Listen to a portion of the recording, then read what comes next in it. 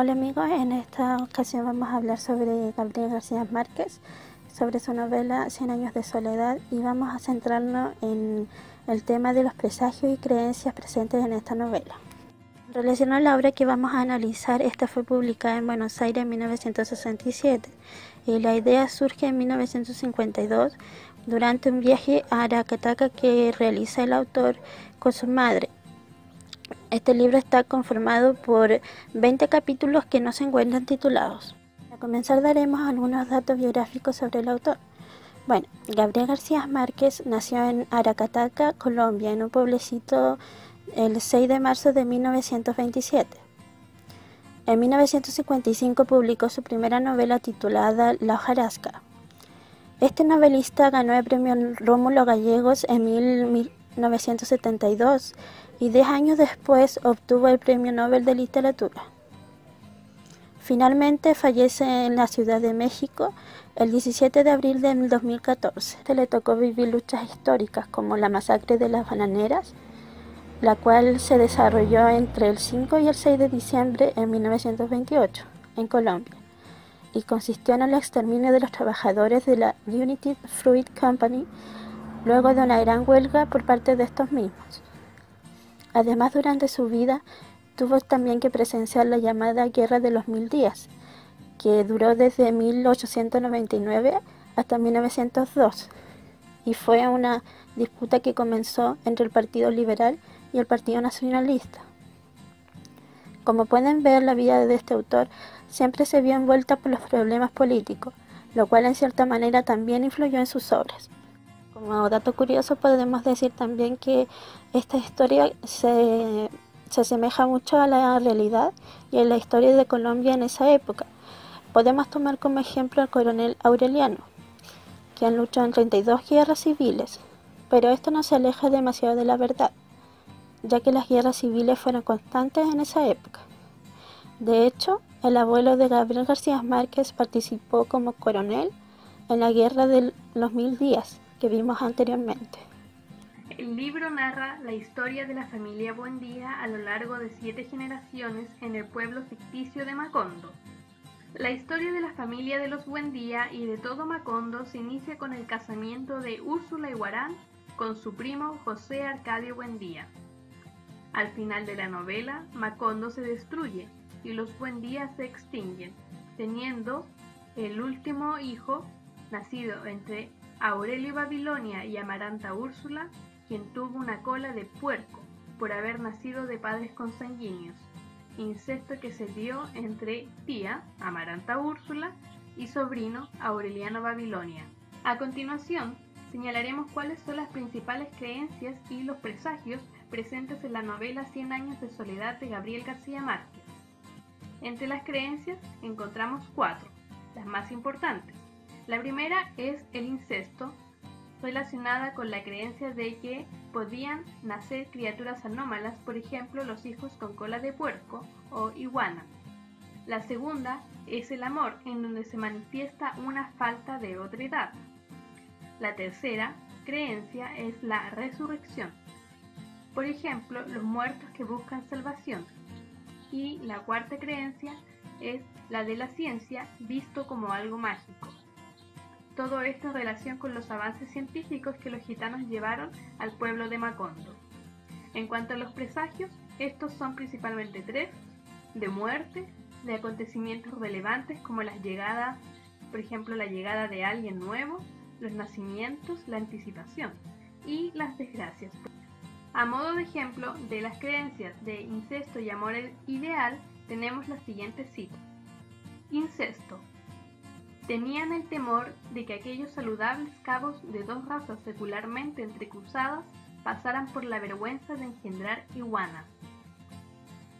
Amor ideal. Todo el mundo quedó en paz, menos Aureliano. La imagen de Remedios, la hija menor del corregidor, que por su edad hubiera podido ser hija suya, le quedó doliendo en alguna parte del cuerpo. Respecto a estas 2 citas, se puede decir que, en el incesto, el amor no une a 2 seres distintos. Los amantes son casi idénticos, llevan el mismo apellido. No hay otredad verdadera. El yo no traspasa sus fronteras, casi se está enamorado de sí mismo. Las citas que siguen corresponden a los otros dos tipos de creencia: resurrección o muertos que buscan salvación. Una noche en que no podía dormir, Úrsula salió a tomar agua en el patio y vio a Prudencio aguilar junto a la tinaja. Lo atormentaba la inmensa desolación con que el muerto lo había mirado desde la lluvia. En cuanto a ciencia, la cita es la siguiente. Luego, sacó de la caja una serie de instrumentos con los cuales midió la temperatura, el grado de humedad de la atmósfera y la intensidad de la luz. Fue una ceremonia tan intrigante que nadie comió tranquilo esperando que Mr. Herbert emitiera por fin un juicio revelador. Se puede decir al respecto que basta observar la actitud de los lugareños cuando empiezan a llegar los adelantos científicos traídos por los gitanos y por otros extranjeros también, para encontrar en su reacción asombrada manifestaciones de su ingenuidad e ignorancia. Las importaciones científicas significan para ellos expresiones de lo sobrenatural, mientras ocurrencias prodigiosas de la propia realidad las cotidianizan. Para los presagios también tenemos 3 citas para las 3 divisiones que hemos hecho. De muerte. Pero en el instante final Amaranta no se sintió frustrada, sino por el contrario liberada de toda amargura, porque la muerte le deparó el privilegio de anunciarse con varios años de anticipación. De llegada. Aureliano fijó en ella una mirada que la envolvió en un ámbito de incertidumbre. «Alguien va a venir», le dijo. El domingo, en efecto, llegó Rebeca. Como bonus track a los presagios de llegada también añadimos uno de nacimiento. Aureliano lo reconoció, persiguió los caminos ocultos de su descendencia y encontró el instante de su propia concepción entre los alacranes y las mariposas amarillas de un baño crepuscular, donde un menestral saciaba su lujuria con una mujer que se le entregaba por rebeldía. «Desgracias. Algo tremendo va a ocurrir», le decía Úrsula a Aureliano José. «No salgas a la calle después de las 6 de la tarde». Apenas sonó el disparo, fue derribado por 2 balazos simultáneos, cuyo origen no se estableció nunca, y un grito multitudinario estremeció la noche.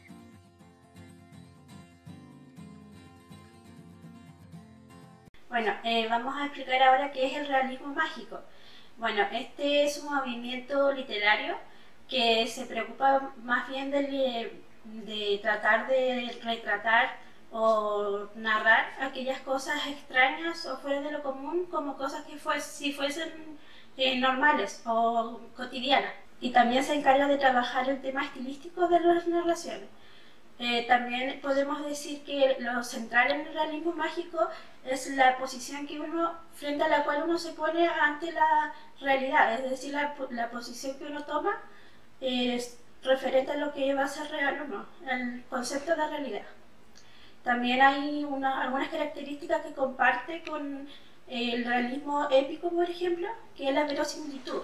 Y la verosimilitud es básicamente que parezca real, no es la realidad total, pero sí es como que fuese algo casi real, o creíble por lo menos.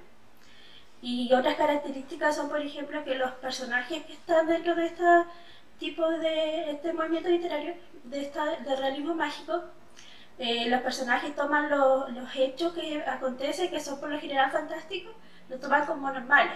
Además también el tema de que los espacios que trabajan son por lo general periféricos y de pobreza. Y también en este sentido la magia y la fantasía y lo mítico viene como a cubrir un poco ese papel. Bueno, además de esto, otra de las características que podemos encontrar en el realismo mágico es el tema de que se trabaja con temas reales, pero la característica fantástica o mítica que se le agrega hace que sea un poco probable o poco predecible, o que no sea muy efectivos de realizar. A continuación voy a leer un fragmento de las últimas páginas del libro de 100 años de soledad como ejemplo de lo que es el realismo mágico. Dice: los encontró intactos, entre las plantas prehistóricas y los charcos humeantes, y los insectos luminosos que habían desterrado del cuarto todo vestigio del paso de los hombres por la tierra, y no tuvo serenidad para sacarlos a la luz, sino que allí mismo, de pie, sin la menor dificultad, como si hubieran estado escritos en castellano, bajo el resplandor deslumbrante del mediodía, empezó a descifrarlos en voz alta. Era la historia de la familia, escrita por Melquíades hasta en sus detalles más triviales, con 100 años de anticipación. Ahora, avanzando un poco más en las últimas páginas, dice: en este punto, impaciente por conocer su propio origen, Aureliano dio un salto. Entonces empezó el viento, tibio, incipiente, lleno de voces del pasado, de murmullos de geranios antiguos. No lo advirtió, porque en aquel momento estaba descubriendo los primeros indicios de su ser. Con esta cita pretendemos explicar, damos un ejemplo de lo que es el realismo mágico.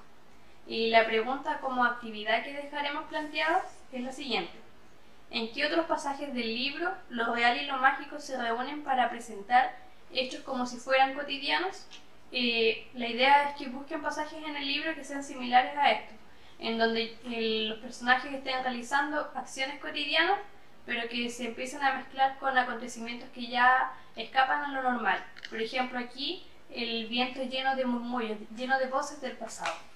Y eso sería lo relacionado con las creencias y los presagios y el realismo mágico en la novela 100 años de soledad.